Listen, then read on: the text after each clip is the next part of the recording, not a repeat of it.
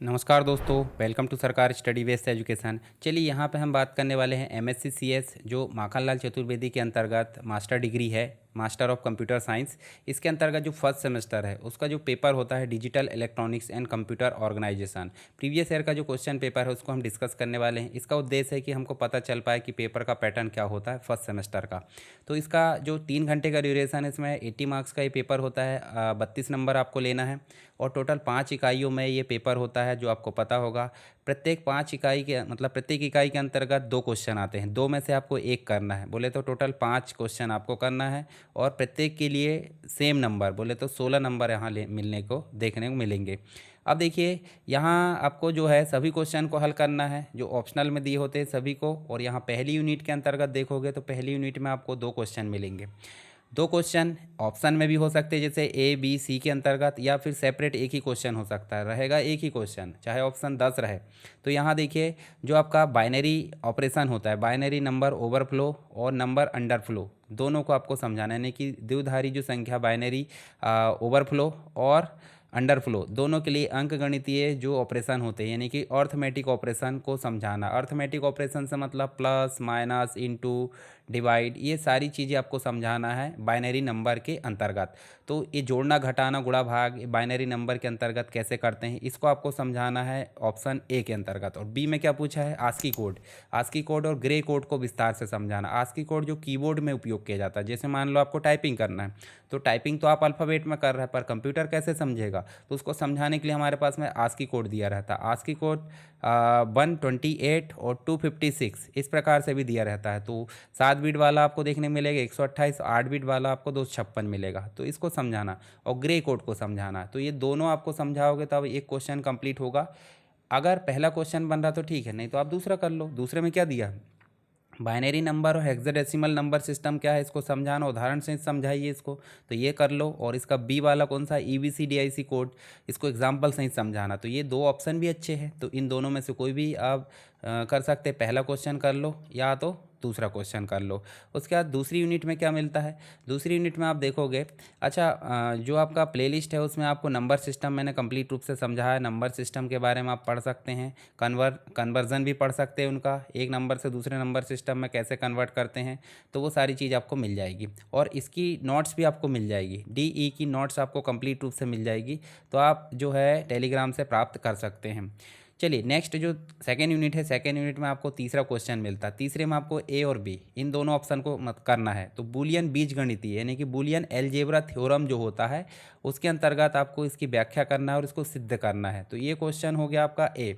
और बी में आपको देखने को मिल जाता है क्या, जो कॉम्बिनेशनल सर्किट होता है, फुल एडर हाफ एडर वगैरह जो चीज़ें होती है तीसरी यूनिट में, उनको आपको समझाना है विथ डायग्राम के साथ में। तो ये चीज़ें आपको देखने को मिल जाती है बी में। अब तीसरा बन रहा तो ठीक है, नहीं तो आप चौथा कर लो। चौथे में देखिए गेट आ जाते हैं, XOR gate, NOR gate, AND gate, OR gate. तो बूलियन बीजगणित के अंतर्गत जो एक्स और गेट है इसके मूल गुणों की व्याख्या करना है। और इसी का बी हो जाता है लॉजिक गेट के संबंध में गुणनों का योग और योगों का गुणन, दोनों चीज़ों के बारे में बताना है। यानी कि प्रोडक्ट ऑफ सम और सम ऑफ प्रोडक्ट के साथ में समझाना है। SOP और PO जो है आपका S, product of sum sum of product, दोनों ही प्रकार से आपको समझाना लॉजिक गेट को। तो ये हो गया आपका चौथा क्वेश्चन, मतलब तीसरा कर लो या चौथा कर लो, दोनों में से आप कोई भी क्वेश्चन यहाँ पे हल कर सकते हैं। अब तीसरी यूनिट में क्या देखने को मिल जाता है, तीसरी यूनिट में मिल जाता है आपके पांचवा क्वेश्चन और छठवां क्वेश्चन, दोनों में से आपको जो भी करना है। तो यहाँ देखिए आपको मेमोरी यूनिट शिफ्ट रजिस्टर देखने को मिल जाता है। रजिस्टर एक यूनिट होती है जो डेटा को स्टोर करने का काम करती है। जैसे आपने पढ़ा होगा रजिस्टर, CPU के अंतर्गत रजिस्टर देखने को मिल जाते हैं, एक प्रकार की बफर मेमोरी होती है। CPU में जो भी प्रोसेस होती है उसको टेम्प्रेरी स्टोर करने का काम करते हैं रजिस्टर। तो रजिस्टर के अंतर्गत देखिए मेमोरी यूनिट शिफ्ट रजिस्टर। और एक्यूमुलेटर क्या होता है इसको आपको समझाना है यहाँ पे, इसको संचयक बोल देते हैं। एक्यूमुलेटर मतलब संचयक, और रजिस्टर तो कोई दिक्कत की बात नहीं, इसका नाम रजिस्टर ही है, इसको समझाना है। इसी का बी, यहाँ पे देखिए आपको sequence circuit reduction and assignment जो है इसके साथ में इसको एग्जांपल के साथ समझाना है। यानी कि इसको हिंदी में बोले तो अनुक्रम में परिपथ न्यूनीकरण, असाइनमेंट की इसके उदाहरण द्वारा व्याख्या करना है। तो ये 2 ऑप्शन को आपको करना है। अब ये दोनों ऑप्शन अच्छे से बन रहा है, ठीक है, नहीं तो आप छठवें क्वेश्चन में स्विच कर लो।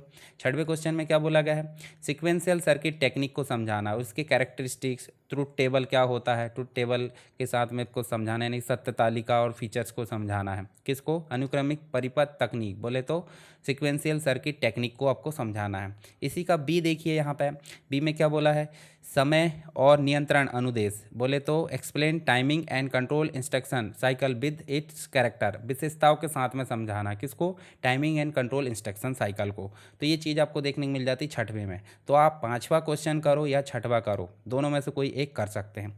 अब चौथी यूनिट की बात करते हैं। चौथी यूनिट में भी दो क्वेश्चन मिलेंगे, एक तो मिलेगा सातवां और एक मिलेगा आपको आठवां, दोनों में से कोई भी करो। जैसे ए में पूछा गया है, बेसिक कंप्यूटर लॉजिक गेट को समझाइए। बेसिक कंप्यूटर लॉजिक गेट और उनके उदाहरण सहित इसको समझाना है, विभिन्न जो लॉजिक गेट होते हैं, और साथ ही इसको असेंबली लैंग्वेज को समझाना। असेंबली लैंग्वेज देखिए पहले भी पढ़े हमने, पर यहाँ पे भी आपको समझाना। ऑल्सो एक्सप्लेन रोम स्टोरेज, रोम क्या होती है, रीड ओनली मेमोरी, और एक होती है रैम। तो रैम और रोम दोनों प्राइमरी है, पर रैम होती है अस्थाई, बोले तो वॉलेटाइल, और रोम होती है नॉन वॉलेटाइल, बोले तो स्थायी मेमोरी होती है।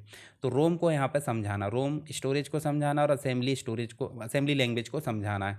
तो ये दो ऑप्शन कर लीजिए आप सातवें के, या फिर आठवां क्वेश्चन का कर सकते हैं। आठवें क्वेश्चन में क्या है, मेमोरी डिज़ाइन संचयक, बोले तो मेमोरी डिज़ाइन एक्यूमुलेटर गेट को समझाना है, और जो एक्सप्लेन करना है किसको, रजिस्टर को, रजिस्टर को भी साथ में समझाना है, जो इसके बारे में हमने पहले भी बात करें हैं।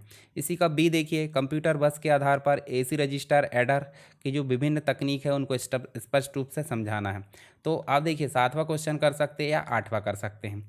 अब पाँचवीं यूनिट में आपको फिर से मिलते हैं दो क्वेश्चन, 9th नंबर का और 10th नंबर का, तो दोनों में से कोई एक करना है। 9th में क्या बोला है, input output organisation and interface को समझाना है विस्तार से।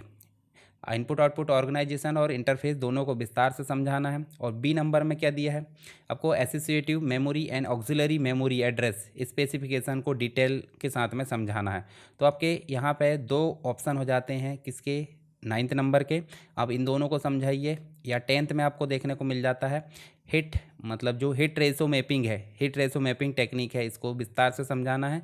और साथ ही मेमोरी स्पेस रजिस्टर, ये जो एड्रेस होता है मेमोरी स्पेस रजिस्टर है, इसको समझाना है। यहाँ हो गया आपका पहला ऑप्शन। और बी में आपको देखने मिलेगा कैश मेमोरी में पेज रिप्लेसमेंट सेगमेंटेशन क्या है, इसके बारे में आपको विस्तार से समझाना। तो इस प्रकार आपके टोटल 10 क्वेश्चन, प्रत्येक में आंतरिक विकल्प, मतलब टोटल 5 क्वेश्चन करना है आपको। पेपर तो समझ में आ गया हो कि इस प्रकार पेपर पूछा जाता है, आप इस हिसाब से अपनी तैयारी कर सकते हैं। और PDF आप जो है टेलीग्राम से डाउनलोड कर लेना, मैं प्रोवाइड कर दूँगा, वहाँ से आप जाकर इसको पढ़ सकते हैं। किसी और प्रकार की दिक्कत है तो आप मुझे कमेंट बॉक्स में बता सकते हैं। चलिए मिलते हैं नेक्स्ट क्लास में, तब तक के लिए जय हिंद।